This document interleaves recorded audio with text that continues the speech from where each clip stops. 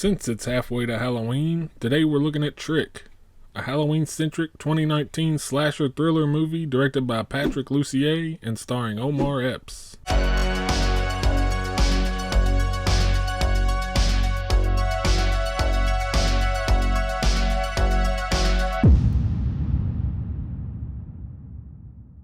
The plot goes as follows. When a teenager inexplicably goes on a murder spree at a Halloween party, he's shot down by police and presumed dead. But after realizing his background and identity is a mystery, and with similar killings starting up every year on Halloween, one detective must overcome the odds and uncover the truth about this enigmatic masked serial killer.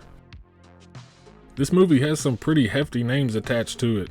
It was written by Lussier and Todd Farmer, who we all know and love as the father of Jason X and the writer of My Bloody Valentine remake, which was also directed by Lussier. It also has Jamie Kennedy and Tom Atkins, and effects done by Gary Tunnicliffe, who's most well known for his work in the Hellraiser franchise. So it's a pretty stacked film if you're a horror fan. All of that adds up to this movie feeling pretty huge, especially production value wise. It has great practical effects and is way more gory than I expected, which was nice because you almost expect really tame CGI heavy effects from a movie like this, or maybe even just off-screen PG-13 kills, and that definitely isn't what you get. The acting and just really the whole package here feels like a big studio theater movie for as low-key a film as it is. The killer Trick is a pretty cool concept.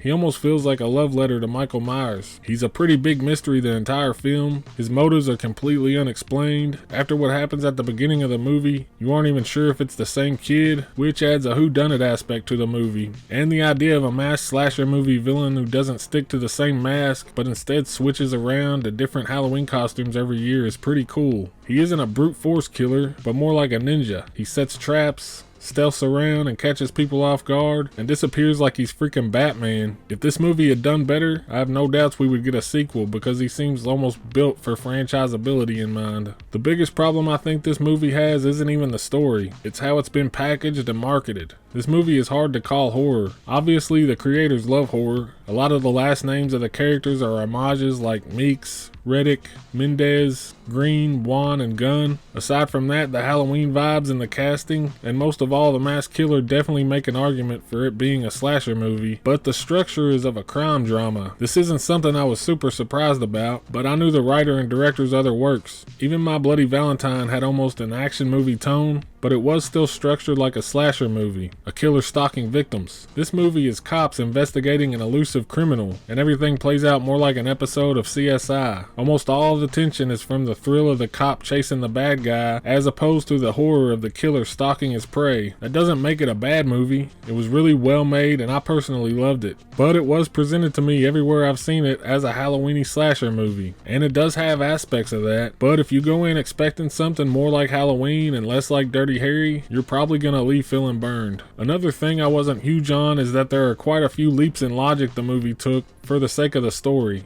Mainly just the fact that Omar Epps is the only guy who thinks Trick is still alive. And even with mass amounts of people dying left and right every Halloween, and this kid's elite assassin level of hiding his identity, DNA, and background, every other character in the movie never once even humors him. They just act like he's crazy and honestly show little to no urgency to even stop the killer until about halfway through the movie. Also, the end is in certain aspects predictable. I don't think you'll guess it necessarily, but you'd have a pretty good idea of where the whodunit stuff is heading. It also leaves a few story gaps and questions by the time it's over. I actually feel like I'm in a spot here. I actually really like this movie and will probably watch it again. It does deliver on some pretty heavy Halloween atmosphere. It's got way better kills than I ever thought, and they're all practical. It has a great cast and a lot of horror fan service, but I almost feel like the marketing should actually bring the score down, maybe just above middle of the road. I review horror movies, and this was presented to me as a horror movie. If I'd went to a theater to see this on Halloween, I might be pretty pissed. I feel like if they just marketed it more honestly, I'd be way more hyped about it. That aside though, I would recommend it, especially around Halloween. I just feel like it's important to know what you're going into to actually enjoy it. If you like the My Bloody Valentine remake, The Guest, stuff like that, this is a really fun, engaging popcorn flick with a lot of seasonal atmosphere and a cool killer. Anyway, thanks for watching. Early happy Halloween. Like, subscribe, all that stuff. Until next time.